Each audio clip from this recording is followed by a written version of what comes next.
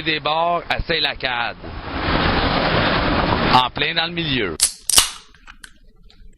31 août, Madame Nathalie Collard, qui s'occupe du pôle critique média à la presse de Montréal, signait un article, là, le nom m'échappe, ça s'appelait Conquérir le monde, où elle se désolait ou était interloquée ou se questionnait sur la disparition d'émissions telles que la course autour du monde, qui au milieu des années 90 attirait les téléspectateurs québécois et que c'était remplacé par des émissions un peu plus locaux, plus intérêt privé, là, avec show de cuisine, show du dimanche, show de chaise. Mais ça, show de chaise, ça a toujours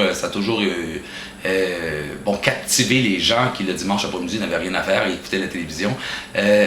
Ce que je voulais dire, c'est que Nathalie Collard fait un travail extraordinaire, sans doute, à la presse de Montréal, son pôle critique média. Elle amène des bons arguments, tout ça, et elle s'adresse à la masse, évidemment. Je pense que quand on est un média un peu plus engagé, on peut aller un peu plus loin dans la critique média et se souvenir d'une chose, OK?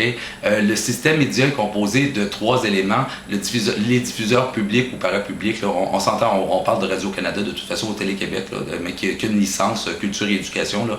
Les diffuseurs publics, allons-y pour le pluriel, là, les diffuseurs publics, les diffuseurs privés et les diffuseurs communautaires. Donc, le diffuseur public est censé assurer au sein du système média la voix du gouvernement. Et on peut sans doute étirer la sauce et dire la voie du bon ordre et du bon gouvernement, c'est-à-dire un gouvernement qui est là pour la paix, protéger les intérêts civils, protéger votre sécurité physique, en gros, afin que vous puissiez avoir une vie intellectuelle. C'est très noble. Ça mène à des aberrations comme la loi 78. On aurait sans doute l'occasion de parler de Sciences Po ou de regarder différents angles là, de ce qu'on peut retenir d'un diffuseur public qui véhicule la voix du gouvernement. Radio-Canada fait de la bonne télé, là, même son service de nouvelles et tout ça, c'est pas une critique, c'est juste de prendre bien conscience que c'est un diffuseur public, ça s'appelle comme ça.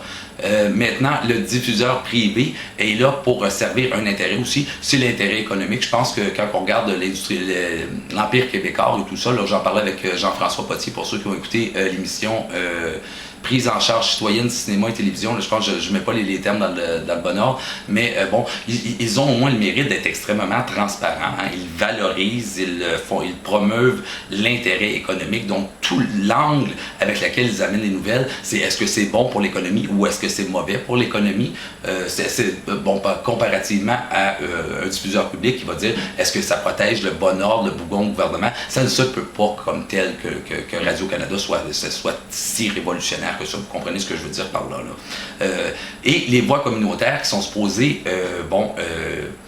véhiculer les voix qui ne sont pas couvertes dans le système par la diffusion publique puis la diffusion privée. C'est-à-dire c'est toutes les autres voix. Hein. Ça peut être des voix comme par exemple très engagées de citoyenneté sexuelle. Je pense à la politique queer, ce qui est très très importante parce qu'elle est radicale, mais bon, plus soft, là, toutes les voix féministes, les voix critiques, les voix qui s'intéressent à l'art et la culture, mais sans chercher à rejoindre une masse. Hein. C'est difficile pour tous les types de critiques. Tout à l'heure, je parlais de Mme Collard à la presse qui doit s'adresser à la masse, pensez-y. Il n'y a pas moyen là, de rentrer dans les détails et tout ça. Elle doit intéresser une masse de personnes. Disons qu'il y a 1 million de lecteurs. Comprenez qu'elle ne peut pas aller dans des points précis dans un article de 400 ou 500 mots. Là. Ça va de soi. J'ai perdu le fil de mes idées. L'autre petite nouvelle, je vais y revenir si j'y pense. Ce qui est important, les voix communautaires, je pense que c'est pas de tenir ni un discours de gauche ni de droite. Hein. C'est vraiment de penser, est-ce que ça vaut la peine d'ajouter une voix qui est déjà couverte par les diffuseurs privés, par le diffuseur public?